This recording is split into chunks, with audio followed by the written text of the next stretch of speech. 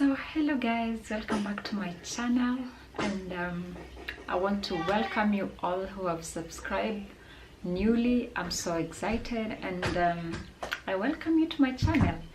So today I want to talk about a topic that is very sensitive to me. I posted a post on Instagram and I was talking about the way I struggled with depression, and some people said, why can't you do a video and please tell us how you survived, how you're doing, and how you ended up there. And I don't think I will be able to do this video in just one particular video. I think I'll do several videos because my case is different, and I think I can't explain everything in one video. So where we're going to begin now is how I realized that I am depressed, because if we go back, I think even when I was in Kenya, I still had depression, but the difference was because I was surrounded with a lot of people who love me, who were always checking on me and were always there for me. I never realized that. And since in my life, since I was small, I underwent a lot of things. I was raped when I was 13, and then I had a lot of issues when I was growing up, and then I ended up having a baby in a very young age and in a domestic violence relationship. I think all those little things were adding up, and because I didn't have time to go deep myself and find myself, so I just packed them and I never looked for help. So when I moved to Europe, that's when because I moved to Europe and immediately I was pregnant, and then after 1 year, after 9 months, when I gave birth to my son, that's when the reality clicked, because then I was alone here with my daughter and my husband, and my daughter had to go to school, my husband had to go to work, and then I stayed with the baby. As you all know, in Kenya, when you give birth to a young baby, you always have people surrounding you to help you take care of your baby and all that. But in this particular case, nobody was there for me. I was alone, and that's when all things started clicking in my mind. My mind started digging all the things that have been happening to me in the past, and I started feeling lonely. I started feeling like there's something missing in my life. But I think all this came because I was all alone in the house. I was taking care of my son alone, and I had to be there for him. But then that time where this was happening to somebody who might maybe have not gone through some torturing things in their life, maybe it could be a nice moment, but for me, this time became like a flashback of my past, and every little thing that had happened in my life started flashing back in my life, and I felt like now this is the reality. I've been living a lie, and I felt so lonely to a point where I could wake up in the morning, feed my baby, and we would sleep. I would go out. I wouldn't want to meet anybody until my daughter comes back or my husband comes back.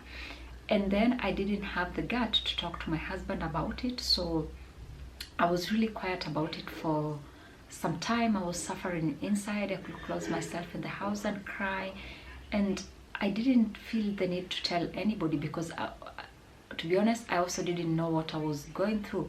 I just felt like I'm just being stupid, I'm feeling lonely, and I should not overreact, because of course I knew here in Europe I don't have a relative to have communicated or to visit or to have time. I didn't have friends at that moment, because it's not easy to make friends here in Europe. It takes you a long time before you have friends. So at that, I stayed for 2 years, just closing everything to myself. And then one day I just told my husband, I think I should go I should talk to my house doctor because I feel there's some things I really want to talk to her. And at this moment, I thought really the first thing that came into my mind, because when I moved to Europe, I had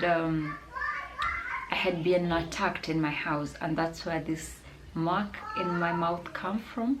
And at this point, I thought maybe during my pregnancy, I was excited and I didn't think about it. Maybe it's this thing that's affecting me again. And I just wanted to talk to my house doctor and tell her what I'm feeling. And at this point is when she told me, I think you're undergoing depression, but we don't know if it's postnatal depression or it's something that you've been going through since long time. But now I think I will send you to a psychiatrist, and maybe you talk to them and they tell you what they think about it, and you explain your situation so we know how we can help you.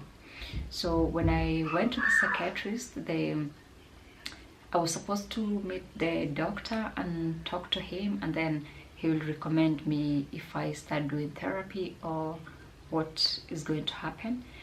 But then my doctor was really confused, because when I explained to him all the situations all the things that I went through, he told me I could have some stages of depression that I didn't realize, and that means I have been going through depression for a long time, and that means I have to start taking medication, because I had reached to a point where I couldn't even sleep at night.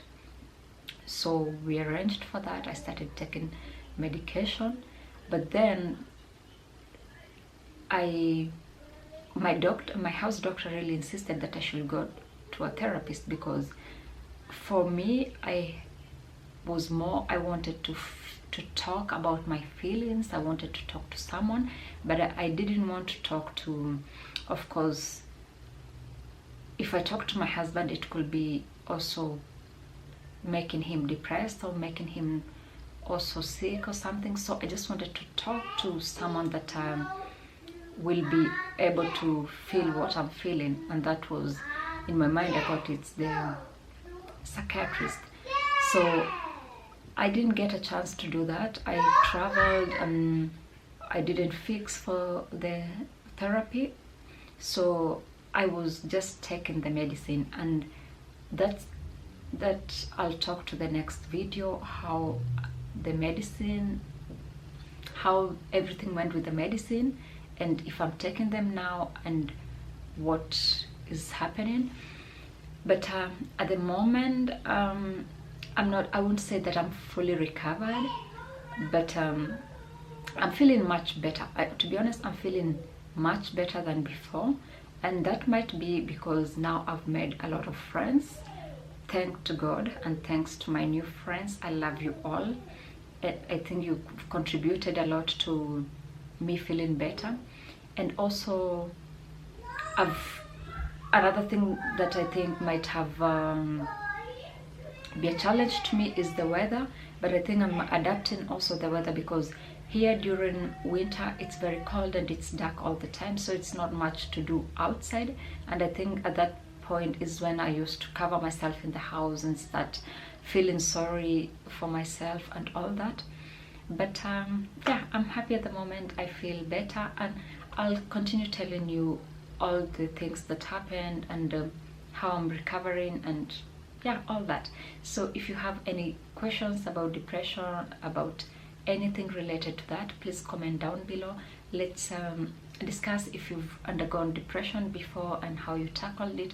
It might help someone out there. It's very important to talk about mental health nowadays, because especially in Kenya, it has started to come out. People are talking about it, but before it was a challenge, and most people thought, oh, if you're depressed, if you have mental issues, then you have to be taken to Madare or something like that.